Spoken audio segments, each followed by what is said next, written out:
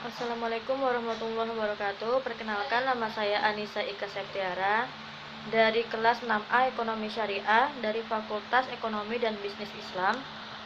Baiklah, saya akan menjelaskan struktur pasar dan kinerja studi kasus pada bank umum di Indonesia. Bank sebagai industri keuangan mengandalkan spread dari suku bunga pinjaman dan suku bunga simpanan dalam menjalankan bisnisnya. Selisih antara pendapatan bunga yang diperoleh dan biaya dana yang dikeluarkan inilah yang disebut dengan pendapatan bunga dari bank. Seiring dengan berjalannya waktu, persaingan antar bank dalam mendapatkan dana ataupun menyalurkan dana juga meningkat. Persaingan terjadi tidak hanya antar bank, tapi juga dengan institusi lainnya seperti modal, ventura, leasing, ataupun yang terkini. Finansial teknologi, kondisi tersebut mendorong bank untuk meningkatkan pendapatan dari sumber lainnya.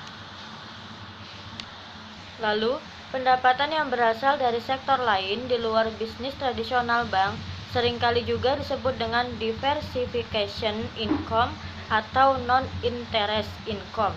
Pendapatan tersebut diantaranya pendapatan yang berasal dari jasa bank seperti transfer dan layanan payment gateway, ataupun pendapatan yang terkait dengan pembiayaan seperti provinsi dan administrasi.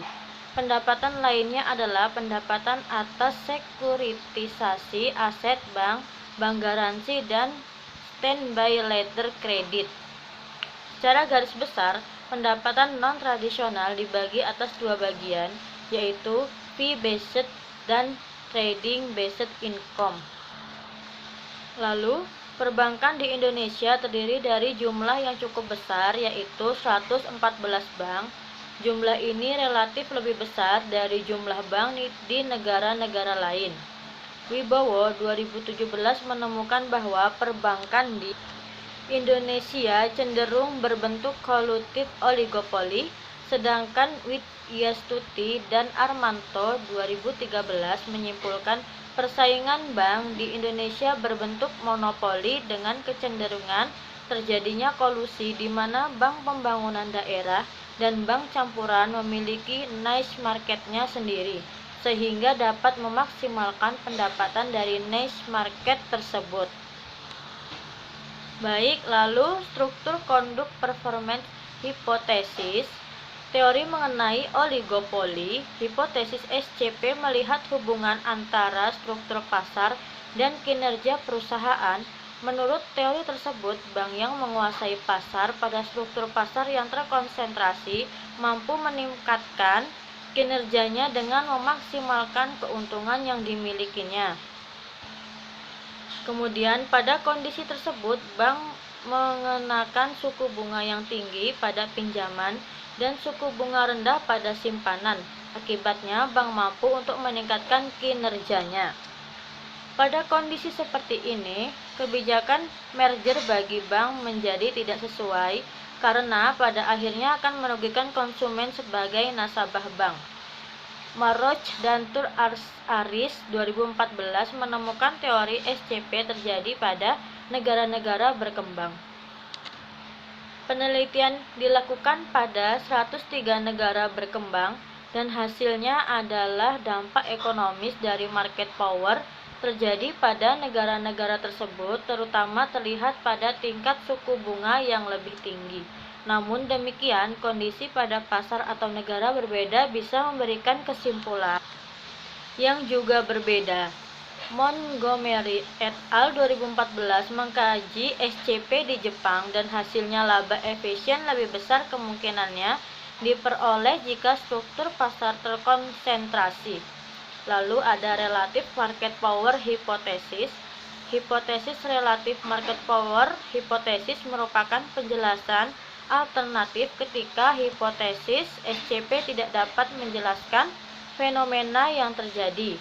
Pada hipotesis RMP, hubungan terjadi bukan melalui kemampuan untuk memanfaatkan market power yang dimilikinya, namun melalui kemampuan untuk menciptakan diferensiasi produk. Dengan demikian, concentration ratio rasio tidak lagi berhubungan signifikan, namun kemampuan dalam memanfaatkan market share yang menyebabkan bank bisa mendapatkan kinerja yang lebih baik. Paradigma ini muncul dari adanya pemikiran bahwa bank yang memiliki market share tinggi muncul dari kemampuannya untuk menghasilkan produk yang terdiversifikasi. Munculnya pemikiran ini sekaligus melengkapi fenomena yang tidak dapat dijelaskan oleh teori SCP. Berdasarkan pemaparan di atas, variabel concentration ratio tidak mempengaruhi kinerja bank, di mana hal ini berlawanan dengan pemahaman dari teori SCP. Karenanya, paradigma RMP mencoba untuk menjelaskan mengapa hal ini terjadi dengan menggunakan pendekatan berupa variabel market share atau MS. Struktur pasar yang semakin terkonsentrasi akan menyebabkan kinerja bank yang semakin tinggi. Pada struktur pasar terkonsentrasi, nilai konsentrasi 3 atau 5 perusahaan di satu industri berada pada range antara 80% hingga 100%, menunjukkan pasar tersebut berada dalam kondisi oligopoli. Dengan demikian, hipotesis SCP memproduksi bahwa industri tersebut memanfaatkan kondisi oligopoli dengan menetapkan selisih suku bunga yang tinggi antara suku bunga pinjaman dan suku bunga simpanan. Akibatnya, bank-bank tersebut memiliki kinerja yang baik. Berdasarkan pemaparan tersebut, maka dapat disimpulkan hipotesis. Selanjutnya, market share dan kinerja bank. Penelitian berikutnya menentukan tidak adanya hubungan antara variabel struktur pasar dengan kinerja. Karenanya, diperkirakan ada variabel lain yang menentukan tingkat profitabilitas bank. Salah satunya adalah variabel market share. Adanya variabel market share yang berpengaruh terhadap kinerja bank memunculkan hipotesis lanjutan terkait variabel penentu dalam tingkat profitabilitas bank. Lalu, hipotesis tersebut kemudian dikenal dengan hipotesis RMP.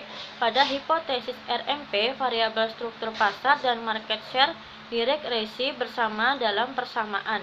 Jika hasil regresi menunjukkan variabel market share berpengaruh sedangkan variabel struktur pasar tidak berpengaruh, maka dapat disimpulkan hipotesis RMP terjadi.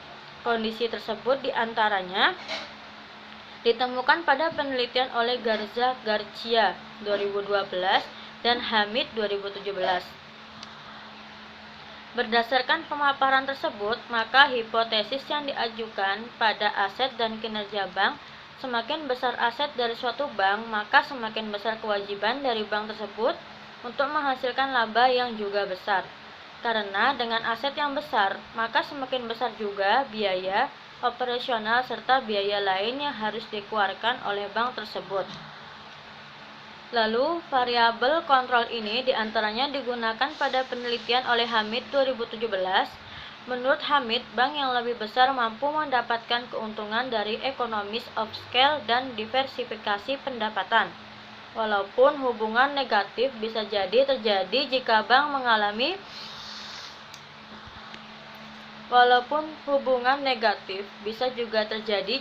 mengalami diseconomies of scale dan manajemen yang tidak efisien. Berdasarkan kondisi tersebut, hipotesis yang diajukan pada penelitian ini adalah sebagai berikut. Rasio kecukupan modal atau CAR dan kinerja bank. Rasio kecukupan modal menggambarkan besarnya cadangan modal yang dimiliki bank.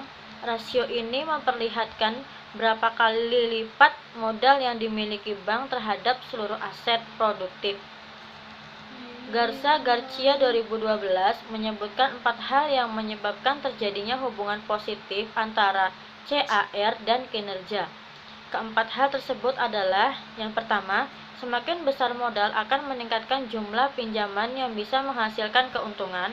Yang kedua, bank dengan nilai franchise yang tinggi memiliki insentif untuk memiliki modal tinggi. Yang ketiga, jumlah modal yang tinggi menunjukkan kualitas kredit worthiness yang baik. Dan terakhir, bank dengan modal tinggi tidak perlu banyak melakukan pinjaman, berbeda dari bank dengan tingkat modal yang mudah.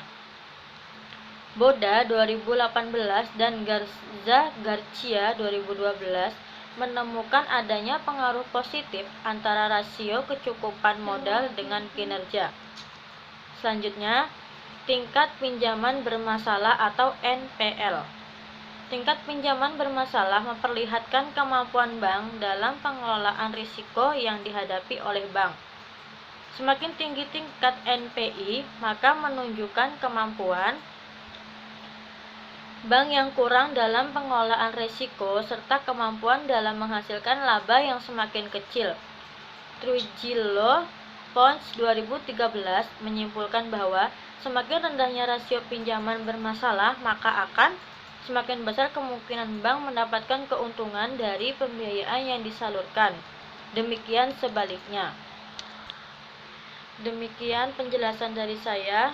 Kurang dan lebihnya saya mohon maaf. Wassalamualaikum warahmatullahi wabarakatuh.